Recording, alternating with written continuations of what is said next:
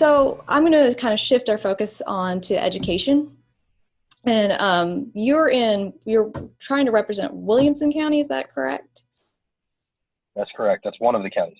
One of the counties. And Williamson County is actually, as far as last time I looked at any rate, they actually had a decent education system, whereas a lot of other counties in Tennessee are hurting. And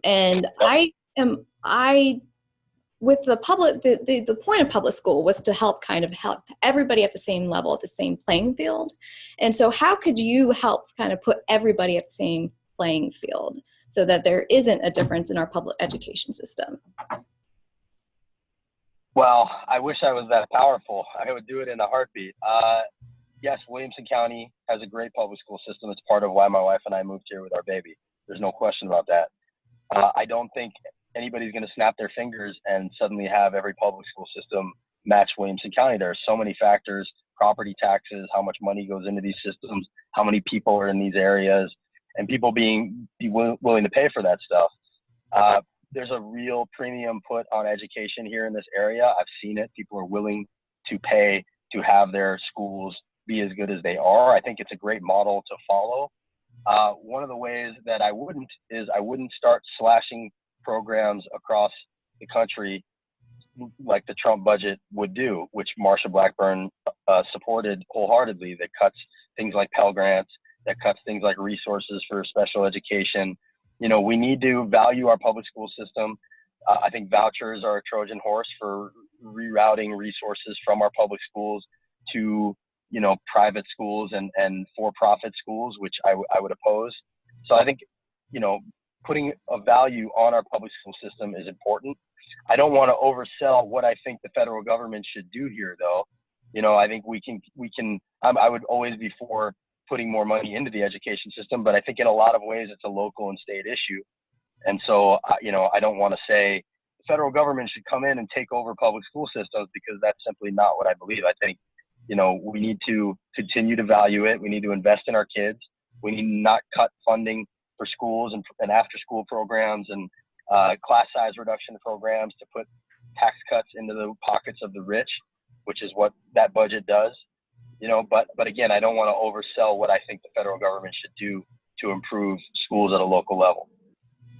So how would it be improved? I mean, if you're talking about slashing the budget as far as schools are concerned, but the point of a public school system is to ensure that everybody has the same education across the board, so that there are no differences, so that people are employable after they get out of school, so that they can go to college, and not just colleges in Tennessee, so that they can go to even good colleges. They can go to Harvard, they can go to Princeton, and things like that. But if we have different systems, they can't do that. And so there has to be something to do if you value education. Mm-hmm.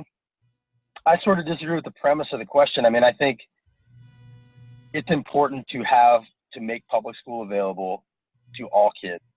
I think it's important to have that public school be as good as it can be for all kids. I think it's important to dedicate resources for all kids.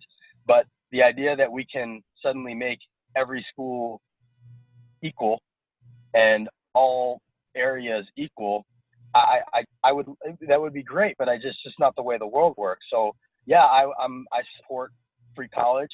I support making the education system available to everybody, and I support paying teachers more. And I support the idea that the education system is supposed to be equal for everybody is great. I would love that, but that seems like a utopia that I don't know that I don't want to sit here and say I have the answer for how we make that happen. Every place in America is different. That's the starting point that we're coming from. So, you know, I think what we can do is we can value it. We can dedicate as many federal budget dollars to the education system as possible, which I'm all for. Cutting things is not what we should be doing. We should be investing in our kids, which we don't do enough of. And somebody that I'm talking to next week, he works for an organization that tries to figure out how we can spend more of our federal budget on kids, because kids is what we should be thinking about always.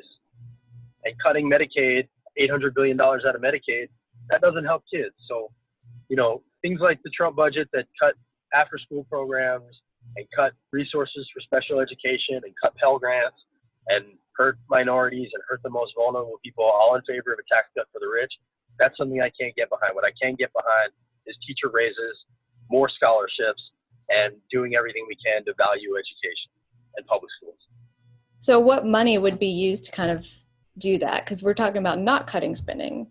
And so would you kind of reduce the military budget? How would you go about help funding that or keep funding those programs? Well, I don't want to say reduce the military budget because you're not allowed to say that in this world, but yeah, we spend a lot on the military, and I think if there's any way to make sure that the dollars we spend on the military are as efficient as possible, wherever we can find savings to spend on education, I'm all for it. I'm definitely somebody that doesn't believe that corporations are overtaxed the way we're being told by a lot of people, including Marsh Blackburn. So there's another place we can maybe find some money. Corporations need to pay their fair share. The wealthy need to pay their fair share. Inequality is rampant. We're worse than Russia by a lot of measures as far as having an oligarchy. That word is something that we talk about. I'm not going to sit here and say I have the federal budget figured out, but my priority would be on leveling the playing field, investing in kids.